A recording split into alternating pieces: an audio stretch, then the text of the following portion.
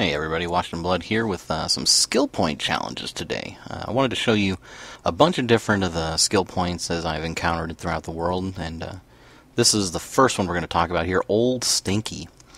So what happens is you're going to go talk to this frog man, this Hayek, and when you start the event, it's a little bit confusing because I was kind of in a rush and didn't actually read it, but the cannon there, Old Stinky, is going to fire off some poison.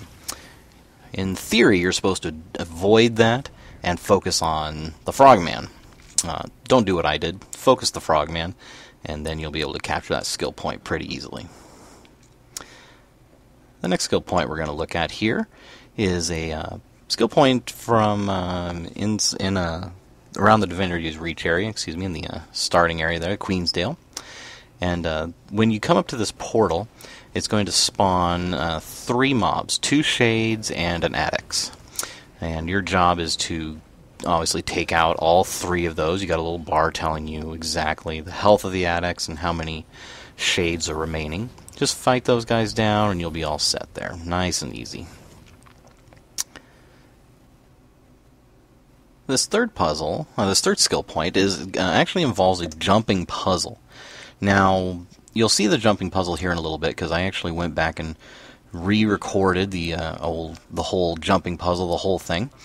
But when we got down in here this first time, we saw that there was just this one NPC standing in here, the Sylvari, and he was already hostile towards us. Now, we didn't know what was going on. He disappeared. You know, is it a thief? Did they just vanish? I don't. Okay, well, let's go ahead and go to the end of the cave here. So we run to the back of the cave, and right here, there's the skill point. So you're going to come in here, you're going to commune with this particular point, and you'll capture the skill point. But getting up to this is a little bit interesting. So we're going to go ahead and take the portal back to the main entrance and actually show you what the whole fight consists of. Skill points, again, are very, very important in Guild Wars. You want those for unlocking all your utility skills, your elite skills, and there are some hints that there may be other things that you can do with those as well. So you're going to come up and find this skill point inside of a cave, and guarding the cave are these little ice imps. So the first thing you're going to have to do is fight these guys.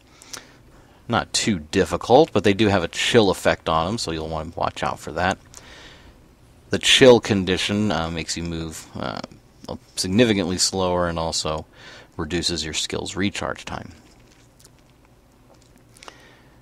And you're going to go fight one more. Now, if you keep going down this cave, you're actually going to find a veteran imp.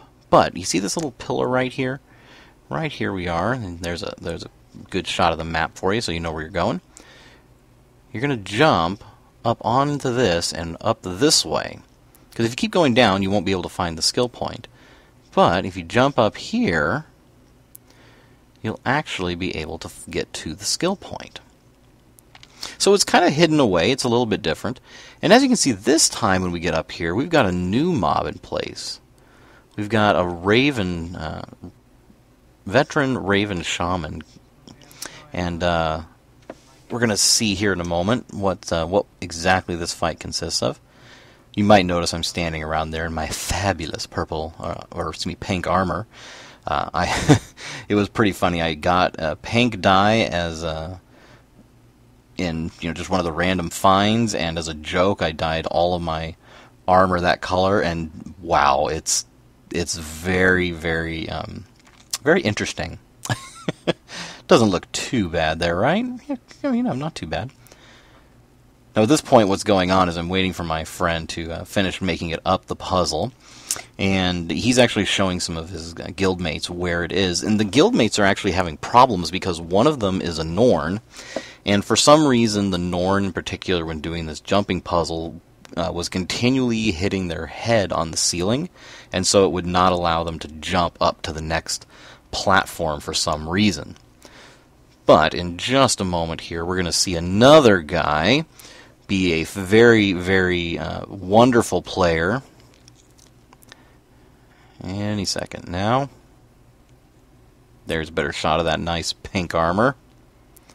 Gonna go ahead and sit down, hide the UI.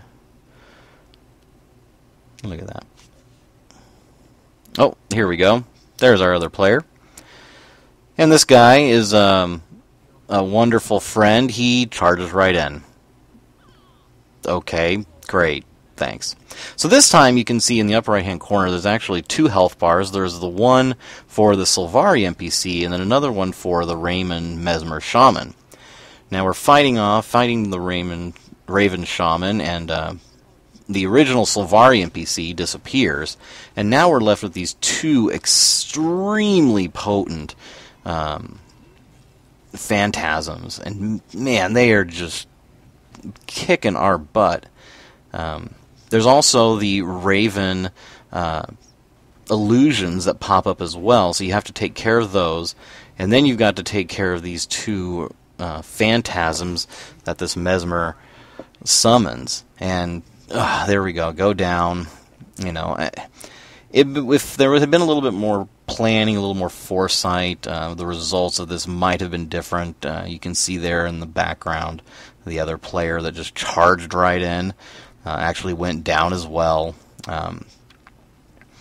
You know, the veteran mobs are no joke. I mean, they can, if you're not well prepared or you're not thinking about it, can take you out. Now this time, the rest of the party shows up, and they successfully take out one of the phantasms, and now there's just one more to go. So here we have this this veteran level phantasm. They're just burning her down, nice and simple. Oh, and look, the original Mesmer pops back up. So now they're going to go ahead and burn her down while I sit here and wait. Again, I've already capped the skill point, so I'm not too concerned about it. But it's definitely an interesting fight. It's something you're going to need a minimum of 2 players, and preferably you work a little better strategy than just charging in at random like that. And we're just going to get res back up here and be good to go. But it's definitely an interesting... And very interesting and a little bit more of a difficult challenge. Some of the skill points are fairly simple. There are ones, of course, that are, you go pick up a book, you go pick up you go just find to the point. I mean, as you could see before, that other mob had not been there, so it was fairly easy for us to do that. And actually, there was that little boy NPC that went running by. He summons that portal for you at the end to go ahead and escape.